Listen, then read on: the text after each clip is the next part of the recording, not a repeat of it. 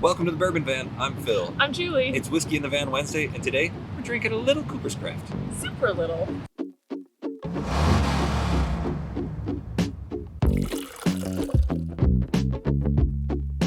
So this is the second installment of Truth Spruce Firewater Reviews week here at the Bourbon Van. If you haven't checked out their channel, please do. They do liquor reviews and they goof around and they're a lot of fun to watch. So check out their channel if you haven't already. Let's get into this Cooper's Craft.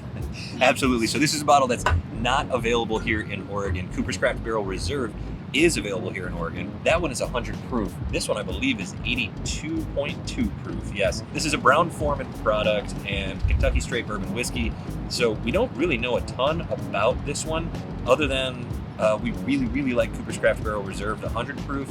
And that one, they chiseled the barrels to create more interaction with the barrel and the whiskey. And so super flavorful, and again, $30 for that one. We love that. I'm not sure what the MSRP is on this one, but Jon from Truth Spruce Firewater Reviews says that this is one of his daily drinkers, and with Jon's taste, it's got to be pretty good. So we're going to go ahead and give that a shot. Well, and our Cooper's is one of our daily drinkers, Absolutely. So yeah, we're on the right track. For sure. And I don't believe that either one of these is readily available. I think that the last I checked, they were available in like 8 states or 10 states or something like that. So it's not everywhere. So right off the bat, we have to apologize if you can't get it. But if you can get it and you haven't tried it yet and you keep walking past these bottles, this might give you impetus to go ahead and grab one of those. Also, I just want to point out that this bourbon whiskey family, it's always hard to get. We need to, come on, distilleries, we gotta like up our production here. Well, Brown-Forman, last I heard, is about to double in size. So potentially we're going to get a lot more of their products in the near future, or at least 4 to 6 years down the road, we hope. And apologies about the noise, if it's noisy when we record this. You think it would be like airplanes flying over, it's just the ocean. It's the ocean, Pacific Ocean back there, guys. If you haven't seen it, now you have. I think. I can't really tell in the camera. We're in the sun. All right, so the one on the left is our baby, our 82.2 proof baby that we're going to try for the first time. Oh, baby, indeed. Let's check out the nose. You know how many? I just have to... Yeah, just out of curiosity. They are different. They are. There's similarities, but there are differences. I know, we were kind of hoping, like, oh, what if we just drink them both and they taste exactly the same? There's a little bit of a grassy note on here. Yes. Caramel. Vanilla, grass. A fresh cut grass. Yeah, that's interesting. There's a little bit of Brown-Forman funk here too. Oh, sorry. Are we going in? Let's have a sip. Let's have a sip. I didn't even give any notes, but I'm just excited. Cheers. Ooh, wow, that is like so much sweeter than I thought it was going to be. I thought it was going to be grassy and funky, and it came across very sweet. Oh, it just keeps changing too. A bit. There's a little bit of that like perfuminess, potpourri-ness about it. But it was caramely. Wow, it just kind of morphed. Oh, it went straight to, for me, it went to like the cherry candy. This sort of hard but sort of chewy cherry candies. I think Ferrara Pan used to make them. Those are, ooh. Wow. I'm not surprised that I liked it. I'm just surprised about the flavor profile. I can't believe how complex this is for 82 proof. Yeah. Wow, this is right off the bat. The nose didn't give us a ton, and it is windy out, so that can happen. But on the palate, this has some pretty stunning complex flavor. Oh. Gosh, you're right. There's a cherry candiness on it. It's not like a tart cherry. I love that vanilla, by the way. That vanilla is all over the place. You get different types of it too. You get sort of candy, sweet extract vanilla on one part of your tongue. You get vanilla bean, dark vanilla on the other parts of your tongue. This brings a ton to the party. This is a party. This is a wonderful sweet drink. Yes. Super easy. This is not our first whiskey of the day, and the first whiskey we did have today was quite flavorful, quite aromatic, but it was pretty strong and powerful and pungent. And this one is also bringing a lot to the party. Like you would think that an 82 proofer couldn't hold a candle to what we just sipped. This is legitimately tasty.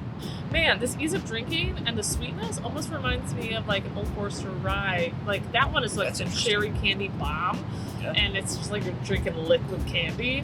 Yeah. This one kind of tastes like you're drinking liquid candy too. I agree. If there's one knock I have on this, it is that perfuming note. There is definitely, Yeah, there's a little bit of that sort of sweet perfume when you You know, we don't go to the mall that often, but every once in a while you'll go. You gotta go. 8 years. Yeah, but yeah, every once in a while you have to get like a gift for somebody, and you waited to the last second, so you have to go. So then you go to the mall and you're walk spraying through that that perfume. department. Ooh, you don't even have to get that close to that department. You can smell it.